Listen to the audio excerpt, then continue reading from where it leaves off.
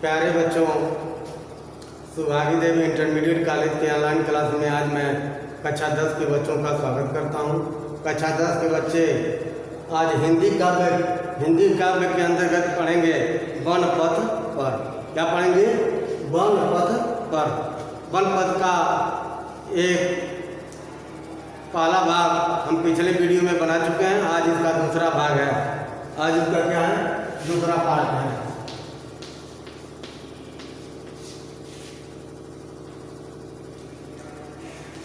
One पथ में देखें आगे। रानी में जानी अजानी महाकवि पाहन होते कठोर हियो है। राजा काजे काजे न जाने कहती में को जिन कान कियो है। ऐसी मनोहर मूर्ति बिछुरे कैसे प्रीति प्रीतम लोग जियो है। आखिर में सजी राखी में जो गई ने किन के बनवास दिए हैं। तो मेरे प्यारे बच्चों, आज देखिए, जब प्रभु श्री रामचंद्र जी माता सीता और भाई लक्ष्मण के साथ वन के रास्ते पर निकलते हैं और आगे जाते हैं, अभी जंगल में नहीं पहुंचे रहते हैं, तो वन के रास्ते में पड़ने वाले गांव की बधुएं अर्थात ग्राम बधुएं, जिन्हें क्या कहा जाता है? ग्राम बधुएं, जब तीनों लोगों अर्थात राम, लक्ष्मण और सीता को देखते हैं तो क्या विचार करते हैं, कोई इसमें इस पद में दिया गया है। क्या है?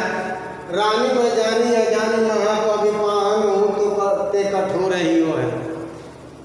कर रही है रानी में जानी अजानी महा कर। हे रानी, हे रानी, मैं जानी, मैं तुमको जान गई हूँ। अजानी महा अर्थात महा अज्ञानी हूँ। कह रही है हे रानी, मैंने तुमको समझ लिया है, जान लिया है, तुम महान अज्ञानी हो, महान मूर्ख हो। पविपाहन हूँ तो कठोर रियो है। तुमने अपने हृदय को कठोर यानी पत्थर के समान, पाविपाहन यानी वज्र और कठोर पत्थर के समान कठोर है। फिर एक बार सुनो, कह रही हैं ग्राम बधुएं, क्या कर रही हैं? हे रानी, मैं तुमको जान गई हूँ, तुम महान अज्ञानी हो और तुमने वज्र और पत्थर जैसे तुम्हारा कठोर हृदय है और तुम्हारा वज्र और पत्थर जैसे कठोर हृदय वाली हो। राजा हो काज अकाज न जन्यो कहो कि को जिन खान लियो है क्यों है। और राजा हो काज अकाज न जाने, राजा भी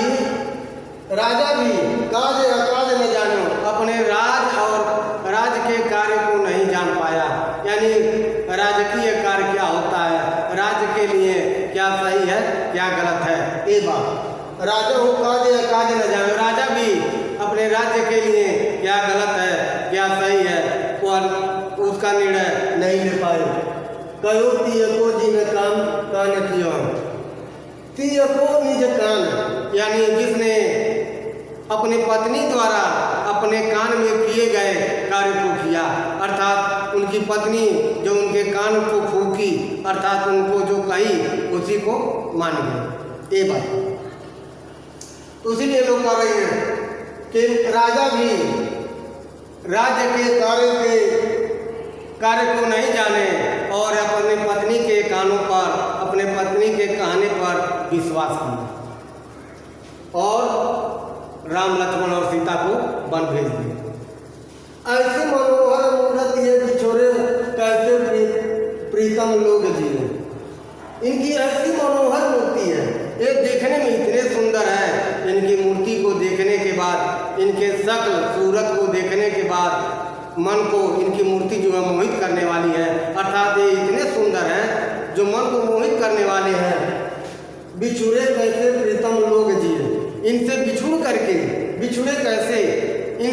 करके कैसे प्रीतम लोग जिए, उनके सगे संबंधी, उनके प्रिय लोग, प्रीतम लोग, उनके सगे संबंधी या उनके प्रिय लोग कैसे जी पाए। ठीक, फिर इनकी ऐसी मनोहर मूर्ति है, इनकी ऐसी सुंदर मूर्ति है, इनकी ऐसी मूर्ति है मन को हरण करने वाली है इनको बिछोड़ने के बाद इनके प्रिय लोग, अपने लोग कैसे जी पाए। आखिर में सखी राखी वो जोग इन्हें किन्हीं के बनवा सकी हो। कह रही है फिर हे सखी, ग्राम बधुआ कई लोग हैं, एक सखी दूसरे सखी से बातें कर रहे हुए रास्ते से राम लक्ष्मण और सीता जा रहे हैं। ये अपने घर के सामने से, दरवाजे के सामने से खड़ी देख रहे हैं और आपस में बातें कर रहे हैं। क्या कर रहे हैं? आखिर में सखी राखी वो राखिबे जोग।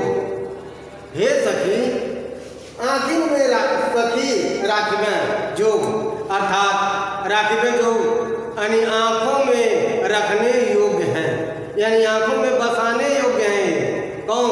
इनकी मूर्ति ऐसी सुंदर है, इन लोगों की आंखों में बसाने योग्य हैं। इन्हें किन्हीं के बनवास दिए, इन्हें कौन लोग बनवास बन को भेज दिए। फिर एक बार देखा, एक ग्राम बधुआ करे हे सखी, ये लोग आंखों में बसाने योग्य हैं, इन्हें किसने बनवास भेज दिया, वन के लिए भेज दिया। फिर आगे देखें, शीश जटाऊ रबाऊ विशाल बिलोचन लाल तिरछी सी भव है, तून सरान बान धरे तुलसी बन मार्ग में सूठी सो है, सादर बारही बार सुभाय चिते तुम त्यों हमारो मन मोह है, पूछती ग्राम बधु सिय तो कहूँ सांवर से सखी रावर को है। फिर आगे पाते हैं, शीश जटाऊ उर्बाऊ विशाल बिलोचन लाल तिरछी सी भव है। ये जो आगे जा रहे हैं, जो इन तीनों में जो आगे हैं, अर्थात सावले सलोने, अर्थात प्रभु श्री रामचंद्र जी की बात हो रही है। शीश जटा, जो सिर पर जटा धारण किए हैं, उर विशाल, उर बाण, और जिस उर का अर्थ होता है हृदय, जिनकी अब विशाल का अर्थ होता है बड़ा, जिसका हृदय बड़ा हो, जो जिसकी भुजाएं बड़ी हो, बिलोचन लाल तिरछी सी भव है, जिसके बिलोचन का उत्तरा नेत्र, जिसके लाल लाल नेत्र हो और भव है तिरछी। फिर एक बार देखिए,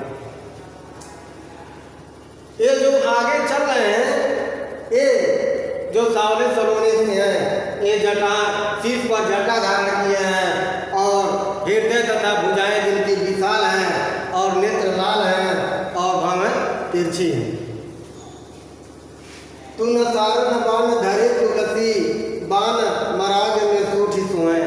तुलसीदास जी कह रहे हैं क्या? तुन सारन बान धरे, जो अपने कंधों पर, तुन सारन बान धरे, जो अपने कंधों पर धनुष, बाण और तरकस धारण किए हुए हैं। धनुष, बाण और तरकस। सारन बाण तुंग, जिसने अपने कंधों पर धनुष, बाण और तरकस धारण किए हैं। मार्ग में सूठी सोए, बाण मराग में सूठी सोए। इस प्रकार सूठी सोए वे सुशोभित हो रहे हैं, सुंदर दिख रहे हैं। फिर एक बार देखो, तुम सारन बाण धरे तुलसी बाण मराग में सूठी सोए। जिसने सारन बाण धरे, जिसने धनुष और बाण, जिसने धनुष और बाण अपने कंधों में रखे हैं और तरकस को भी अपने कंधों में रखे हैं, इस प्रकार वे अत्यंत सुंदर दिख रहे हैं, सुशोभित हो रहे हैं। सादर बारह बार सुभाय चिते तुम क्यों हमारो मन मोह। फिर उसके बाद क्या हो रहा है? सादर बारह बार सुभाय चिते, और सादर का अर्थ होता विनम्रता पूर्वक या प्रेम पूर्वक 12 बार सुभाय चिते। फिर ये वो सीता जी से क्वेश्चन कर रही हैं, प्रश्न कर रही हैं क्या कि वे बार बार प्रेम पूर्वक सुभाय चिते, यानी तुम्हें देख रहे हैं, आगे रास्ते से जा रहे हैं और हे प्रिय, चाहे हे स्त्री, तुम्हें वे बहुत ही विनम्रता पूर्वक, प्रेम पूर्वक तुम्हें बार बार देख रहे हैं। तुम त्यों हमारो मन मोह, और इस प्रकार वे हमारे भी मन को मोह लेते हैं। वे इस प्रकार हमारे भी मन को मोह लेते हैं। पूछत ग्राम बधू सिय तो कहूँ सांवरे से सखी रावरे को है। फिर वे ग्राम बधुएं क्या पूछ रही हैं सीता जी से? सीता जी से कह रही हैं क्या? कहो सांवरे से, जो बताओ जो सांवले रंग के हैं, जो सांवले कलर के हैं, जो रंग के हैं, सखी रावरे तुम्हें, हे सखी वो तुम्हारे क्या लगते हैं, वे तुम्हारे क्या लगते हैं। तो इसकी व्याख्या को बता दिए, चालान की और व्याख्या है, मैं इसको लिख करके फिर उसकी व्याख्या को बताता हूँ।